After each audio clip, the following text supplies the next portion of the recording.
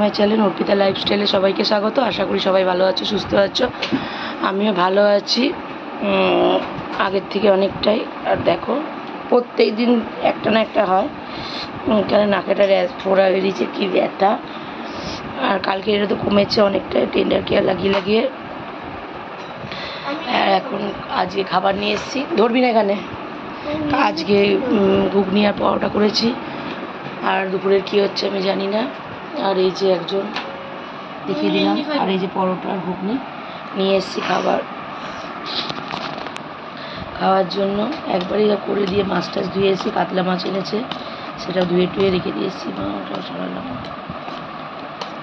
ধুয়ে টুয়ে রেখে দিয়ে এসেছি। আর এই যে এবার বাবানকে খাওয়াবো, খাইয়ে তারপর আমি খাবো। তো রোজই আমার এখন ঘুম থেকে উঠতে 9টা বেজে যাচ্ছে। কি করব, গরমে মাঝখানে ভোরবেলা একবার উঠতে হয়। এই আমার পেটের প্রবলেমটার জন্য রোজ কালমেঘ পাতা খেতে হয়। যে তোমার পেটে ওপরে চুলটা তোল, যেহেতু আমার পেটের খুবই সমস্যা, যে কারণে আমাকে কালমেঘ পাতাটা খেতে হয়। কারণ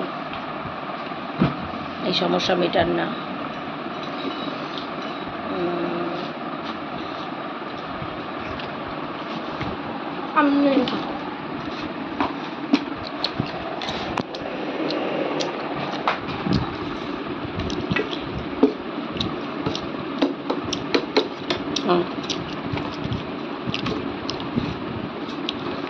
সেই জন্য আর আমার পরোটার সময় ময়দার আটারই হয়, আটা দিয়ে পরোটা তৈরি করি আমি।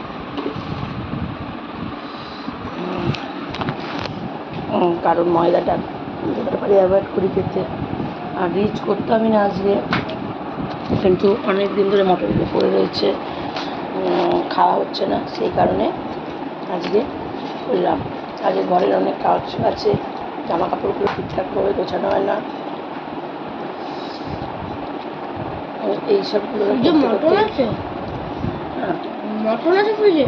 না, মটন।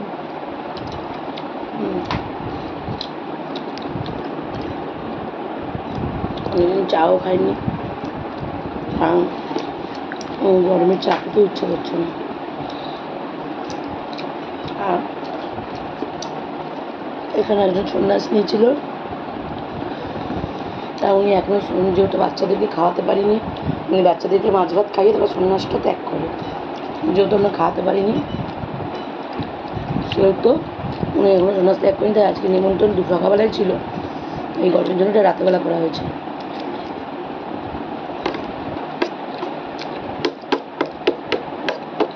বাবানরা রাতেবেলায় যাবে।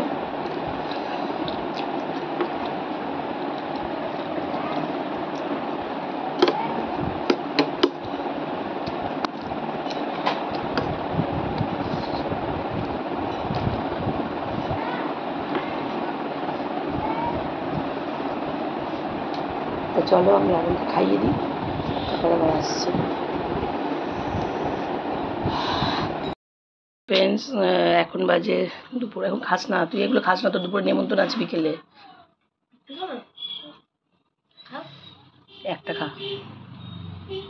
তো দেখো, এখন বাজে দুপুর 2:30। আজকে কাজের দিদি আসেনি, সেই কারণে আমার একটু কাজ করতে দেরি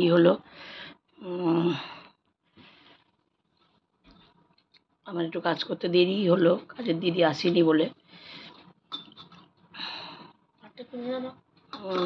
তো তারপর এই কাজ টাজ কমপ্লিট হলো, দিয়ে কাচাকুচি ছিল সেগুলো করলাম। কারণ পুজো সোনাকে নিয়ে খানিকক্ষণ রেখে দিয়েছিলাম, ও মা কাজ করতে পারছিল না, বাবা গিয়েছিল এক জায়গায়, তা সেই জন্য একটু কাজটা কমপ্লিট করে তারপরে আমাদের লাঞ্চে কী হয়েছে দেখো। মাছের ঝোল, চিলি এঁচোড়, শশার টমেটো চাটনি। দেখতে পাচ্ছ আমার খাওয়া দাওয়া কমপ্লিট হয়ে গেছে, খেয়ে নিয়েছি। খেয়ে দিয়ে ডাক্তার নারায়ণ ব্যানার্জির একটা কথা শুনছিলাম, যেটা আমার মনে হলো আমার একটু ডাউনলোড করে রাখা উচিত। কিন্তু তাও আমি তোমাদের সাথে শেয়ার করি। দেখো এখন বলতে গেলে অধিকাংশ বাড়িতেই এসি আছে, অধিকাংশ বাড়িতেই এসি আছে। বাবা আমার একটু ডে ক্রিমটা দিত আমার। অধিকাংশ বাড়িতে এসি আছে। তো এবার এসিটা যখন তোমরা চালাচ্ছ, এসিটা চালানোর সময় আমরা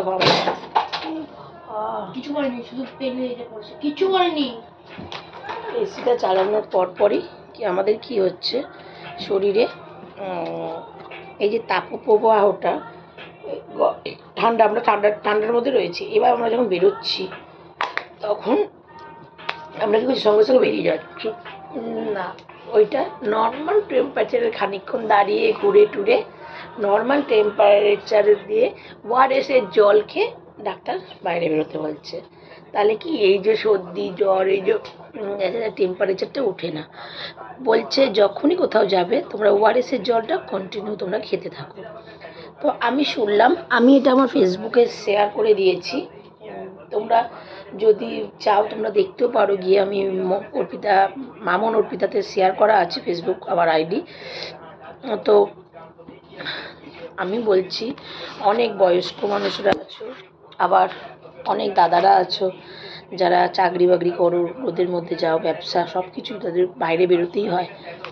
আমরা তো অনেকেই আছি যে যারা বাইরে বেরোই না, কিন্তু অনেকেই আছো বাইরে বেরিয়ে, মেয়েরাও বাইরে বেরিয়ে কাজকর্ম করো। তো তারা একটু এই দিকটা খেয়াল রাখবে। যদি দেখো খুব গরম হচ্ছে, শরীর খারাপ করছে, ঠান্ডা জায়গায় বসবে, 5 মিনিট লেট হোক, আগে তো নিজেকে সুস্থ রাখো, তারপর তো সব কিছু। কারণ তাপপ্রবাহ প্রচণ্ড পরিমাণে বেড়েছে। আর সবসময় হালকা জিনিস খাবে, রাস্তার কোনো জুস খেও না। পারলে দোকান থেকে প্যাকেট যে লস্যি সেটা খাও, যদি সেটাও না হয় ওষুধের দোকান থেকে গিয়ে ওআরএসের যে ফুটির মতন যে বক্সগুলো আছে ওআরএস খাও। কিন্তু রাস্তার কোনো জুস বা কাটা ফল খেও না এই সময়। এগুলোতে আর বিশেষ করে যে খাবারগুলো আমরা সহজে হজম করতে পারি সেসব খাবারগুলো বেশি ভালো, এগুলো খাওয়ার। চলো তোমরা দেখতে থাকো। আমার খাওয়া দাওয়া হয়ে গেছে, আমি দেখলেও মেখে নিয়েছি।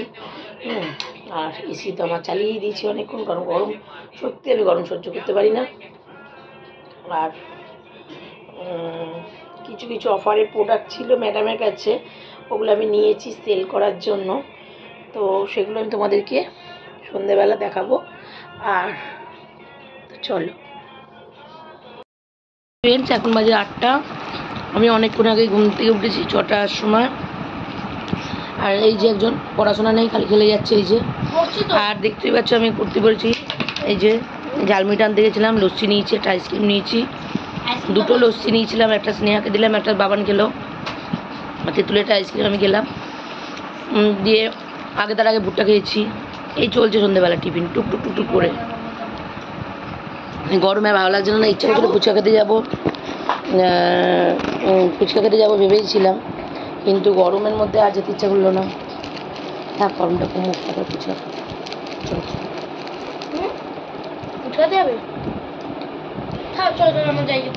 ঝালমুড়িটা খুব ভালো, আমি খাই।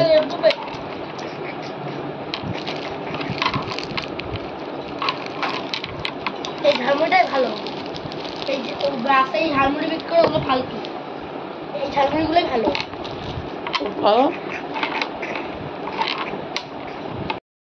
তাঙ্গিদের বাড়ি থেকে চলে এসেছিলাম, আমি এসে আবার তাঙ্গিদের বাড়ি গেছিলাম, ওখানে একটু গল্প করে এসে ভাত বসিয়েছি, ডালটা করে গরম করেছি, প্রেসারে ভাত বসিয়ে দিয়েছি। ভালো লাগছে না গরমেতে, আপনার কী অবস্থা।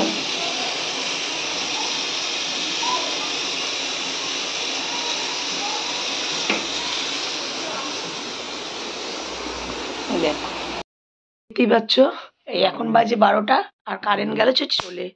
এই অন্ধকারে কি অবস্থা, তার মানে বুঝতেই পারছো। যদিও এসিটা চলছিল বলে ঘরটা এখনো ঠান্ডা হয়ে রয়েছে। আর আমার খাওয়া দাওয়া অনেকক্ষণ আগেই কমপ্লিট হয়ে গেছিলো। আর দাদার বাবান তো ওই জন্য নিমন্ত্রণ ছিল, ওখানে খেতে গেছিলো, ওখানে খাওয়া দাওয়া করে এসছে। আর আমি তো অনেকক্ষণ আগে খেয়ে নিয়েছিলাম।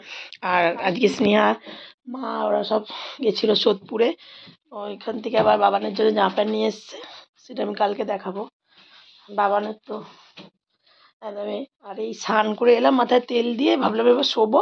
আর দেখো কারেন্টটা গেল চলে। তো যদিও ঘরে এখন সত্যি ঠান্ডা আছে, এখন 12টাও বেজে গেছে একদমই না ঠান্ডা রাত্রি।